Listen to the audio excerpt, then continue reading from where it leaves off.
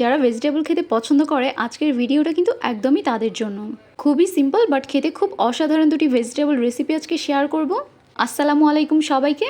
আজকে আমি একটি রেসিপি শেয়ার করব কাঁকরোল দিয়ে, আর একটি রেসিপি শেয়ার করব ঢ্যাঁড়স দিয়ে। যারা ভেজিটেবল খেতে পছন্দ করে না তাদেরকে যদি আপনি এইভাবে একবার বানিয়ে দেন দেখবেন তারাও খেয়ে ফেলবে। যাই হোক, প্রথমেই কিন্তু আমি ঢ্যাঁড়সের রেসিপিটি শেয়ার করব। ঢ্যাঁড়সটা তৈরি করার জন্য প্রথমেই আমি নিয়ে নিব ঢ্যাঁড়স আর টমেটো। ঢ্যাঁড়সটাকে ভালোভাবে ধুয়ে নিয়ে আমি ঠিক এইভাবে ছোট ছোট করে পিস পিস করে কেটে নিব। আর এরপর চুলায় কড়াই বসিয়ে দিয়ে দিব তেল আর পেঁয়াজ।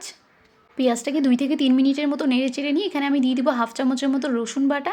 রসুনটাকে একটু নেড়ে চেড়ে নিয়ে দিয়ে দিব একটি ডিম। ডিমটাকে একদম ঝুরি ঝুরি করে ভেজে নিব। আর এরপর দিয়ে দিব কেটে রাখা ঢ্যাঁড়স ও টমেটো। ডিমের সাথে ঢ্যাঁড়স ও টমেটোটাকে 2 থেকে 3 মিনিটের মতো নেড়ে চেড়ে ভেজে নিব।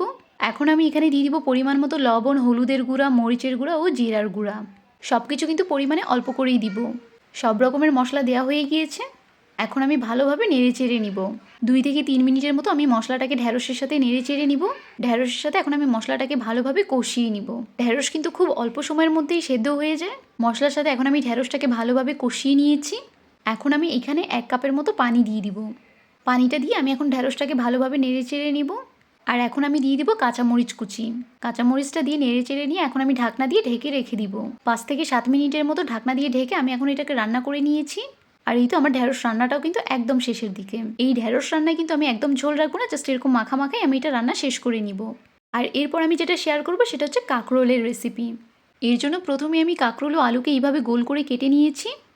এখন আমি এখানে পরিমাণ মতো লবণ ও হলুদের গুঁড়া দিয়ে ভালোভাবে মেখে নিব। হাতের সাহায্যে আমি এটা মাখিয়ে নিচ্ছি। আর মাখানো হয়ে গেলে আমি চুলায় কড়াই বসিয়ে দিয়ে দিব তেল। তেলটা হালকা গরম হয়ে আসলে আমি কাঁকরোল ও আলুগুলোকে তেলের মাঝে দিয়ে দিব। প্রায় 5 থেকে 7 মিনিটের মতো আমি নেড়ে চেড়ে এগুলোকে একটু ভেজে নিব।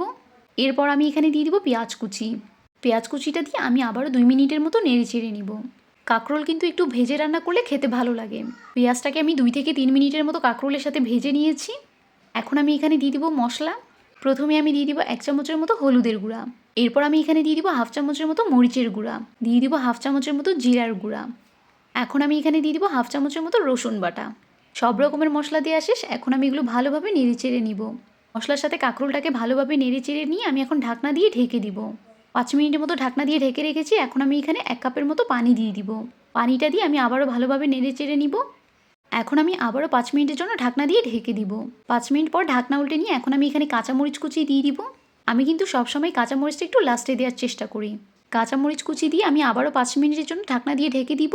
আর এই তো এখন কিন্তু আমার রান্নাটা একদম শেষের দিকে। কাঁকরোল কিন্তু এইরকম পাতলা ঝোলে খেতে অনেক বেশি ভালো লাগে। আর এই তো রান্না যেহেতু শেষ, আমি নামানোর আগে একটু ধনেপাতা কুচি দিয়ে রান্নাটা শেষ করে নিব।